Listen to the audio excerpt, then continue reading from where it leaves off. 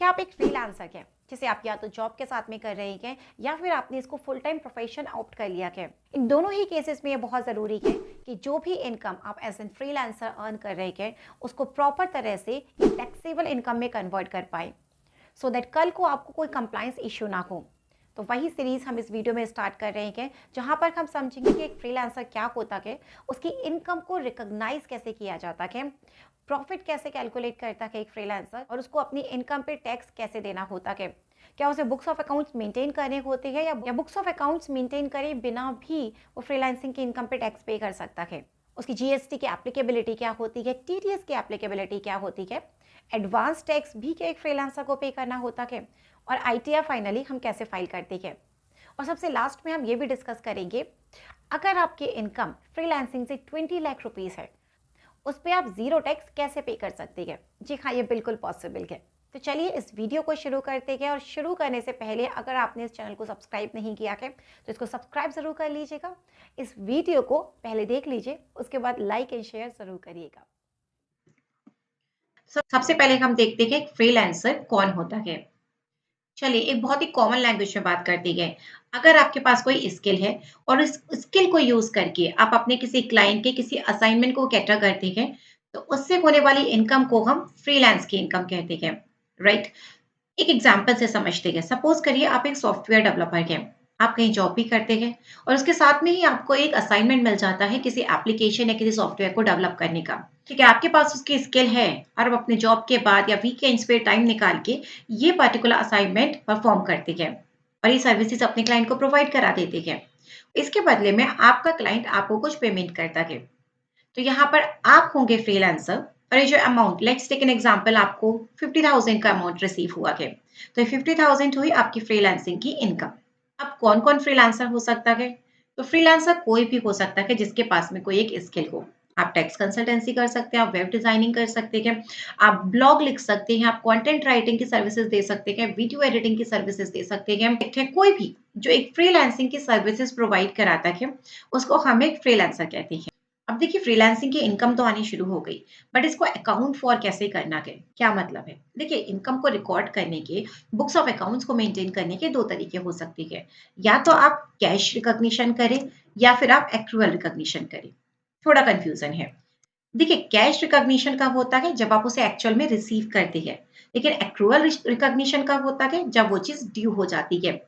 यहाँ पर एक छोटे से एग्जाम्पल को लेते हैं कि सपोज मिस्टर फेहान एक सॉफ्टवेयर डेवलपर है और वो सॉफ्टवेयर डेवलपर की सर्विसेज प्रोवाइड कराते हैं एज एन फ्रीलांसर।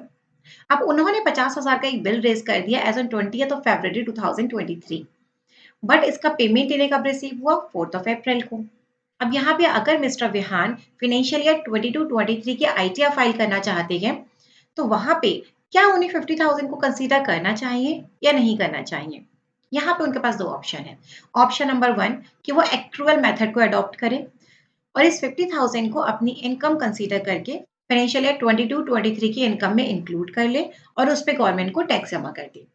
वहीं दूसरा ऑप्शन इनके पास है कैश मेथड का, जहां पर इन 50,000 रुपीज को 4th ऑफ अप्रैल को रिकॉग्नाइज करेंगे। लेकिन क्योंकि हमारा फाइनेंशियल ईयर 1 अप्रैल से 31 मार्च तक चलता है, तो यहाँ पर क्योंकि फाइनेंशियल ईयर चेंज हो चुका है, मिस्टर विहान इस 50,000 रुपए पे टैक्स का पे करेंगे, नेक्स्ट ईयर पे करेंगे। तो it's totally depend on you. Recommendable है कि आप एक्रूअल बेसिस पे ही अपने एक्सपेंसेस और इनकम को रिकॉर्ड करना शुरू करें और गवर्नमेंट को टैक्स पे करना शुरू करें। क्योंकि कैश मेथड पे रिकॉर्ड करने पे आप कुछ टाइम के लिए डेफर तो कर पाते हैं, लेकिन टैक्स को अवॉइड तो आप एनीवेज नहीं कर सकते हैं। सो इनकम तो हमने रिसीव कर ली है, बट हमारा मेन ऑब्जेक्टिव है उस इनकम पे प्रॉफिट निकालना। क्योंकि जो भी आपको क्लाइंट से रिसीव हुआ है, नॉट नेसेसरी कि 100% वो आपकी इनकम हो। क्योंकि उस ऑपरेशन को परफॉर्म करने के लिए आपने कुछ इक्विपमेंट भी परचेज करे होंगे, आपने कुछ अपनी सर्विसेज को आउटसोर्स भी किया होगा, कुछ अदर प्रोफेशनल्स को हायर किया होगा, आपका इलेक्ट्रिसिटी का खर्चा, आप कहीं प्रमाइसेस आपने रेंट पे लिया हुआ है उसका एक्सपेंडिचर, आप मोबाइल यूज कर रहे हैं, इंटरनेट यूज कर रहे हैं, बहुत सारे एक्सपेंडिचर आपके हो सकते हैं। तो सारे एक्सपेंडिचर्स को हम डिडक्ट करेंगे। ये वो एक्सपेंडिचर्स होंगे जिनको आपने यूज किया है अपनी फ्रीलांसिंग की इनकम को जनरेट करने के लिए, और उसके बाद में आपके पास जो बचेगा वो आपका प्रॉफिट होगा। अब यहाँ पे डेफिनेटली बुक्स ऑफ अकाउंट्स तो आपको मेंटेन करनी पड़ेगी, जहाँ पे अपनी सारी रिसीट्स को रिकॉर्ड करेंगे, सारे एक्सपेंडिचर्स को रिकॉर्ड करेंगे, उसके बाद में आपके पास प्रॉफिट निकल कर आएगा।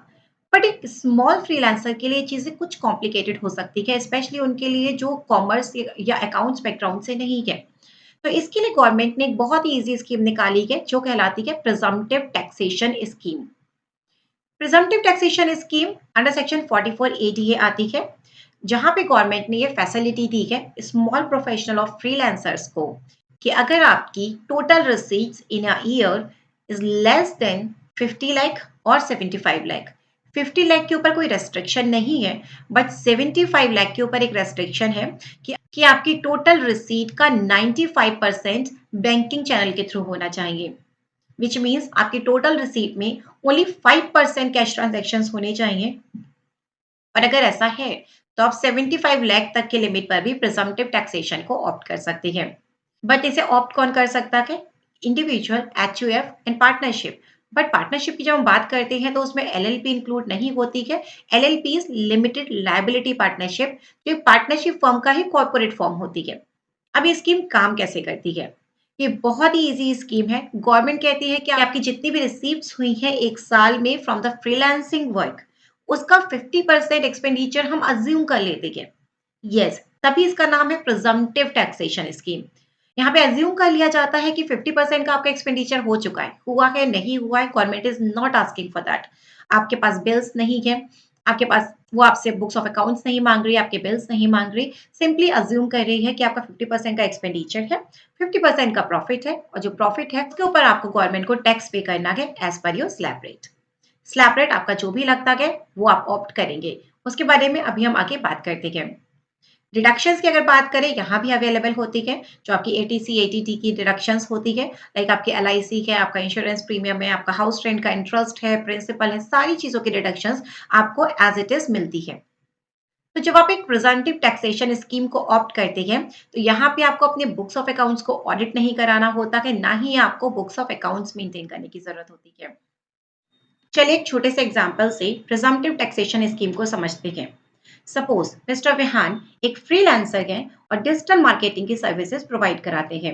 अब फाइनेंशियल ईयर 2023 में इनकी टोटल रिसीट्स होती है 30 लाख रुपीस, और इस 30 लैक्स को जनरेट करने के लिए इन्होंने टोटल एक्सपेंडिचर किए हैं 10 लाख रुपीस के। तो अब इनके पास में दो ऑप्शन है, या तो नॉर्मल प्रोविजन को ऑप्ट कर सकते हैं जहां पर अपनी टोटल रिसीट 30 लाख के अगेंस्ट में 10 लाख का एक्सपेंडिचर क्लेम करके 20 लाख का प्रॉफिट शो करेंगे, जिसपे गवर्नमेंट को अपने स्लैब रेट के अकॉर्डिंगली टैक्स पे करेंगे। वहीं इनके पास दूसरा ऑप्शन है प्रिजम्पटिव टैक्सेशन का, जहां पर 30 लाख के अगेंस्ट में 50% का प्रॉफिट अज्यूम करेंगे, मतलब 15 लाख का एक्सपेंस दिखाएंगे और रेस्ट 15 लाख पे गवर्नमेंट को टैक्स पे करेंगे। अब इस कंडीशन में मिस्टर विहान को प्रिजम्पटिव टैक्सेशन स्कीम में ही जाना चाहिए, क्योंकि यहाँ पे इनका नेट प्रॉफिट कम बन रहा है, जिसका मतलब है इन्हें गवर्नमेंट को टैक्स भी कम पे करना है। वहीं अगर सपोज करिए यहाँ पे expenditure, let's take an example, 20 lakh के हो जाते हैं, जो जेन्युइन भी है। सपोज आपका फर्स्ट ईयर है फ्रीलांसिंग का, आपकी इनकम इतनी जनरेट नहीं हुई, बट आपका एक्सपेंडिचर ज्यादा हो गया है। आपने कैमरा परचेज किया, लैपटॉप परचेज किया, प्रोफेशनल्स को हायर किया, बहुत सारे एक्सपेंडिचर आपके हो गए हैं जो जेन्युइन है। उस कंडीशन में अगर हम नॉर्मल प्रोविजंस में जाते हैं तो वहां पे आपका 10 लाख का इनकम बचेगा, जिसके ऊपर आपको गवर्नमेंट को टैक्स पे करना पड़ेगा। वहीं प्रिजम्पटिव टैक्सेशन स्कीम में अभी भी आपको 50% का ही एक्सपेंडिचर क्लेम करने को मिलेगा। तो इस कंडीशन में मिस्टर विहान को नॉर्मल प्रोविजंस में जाना चाहिए। तो ये केस टू केस वेरी कर सकता है, आप इस चीज को असेस कर सकते हैं, but most of the cases में फ्रीलांसर्स 44 एडीए या प्रिजम्पटिव टैक्सेशन स्कीम को ही ऑप्ट करते हैं।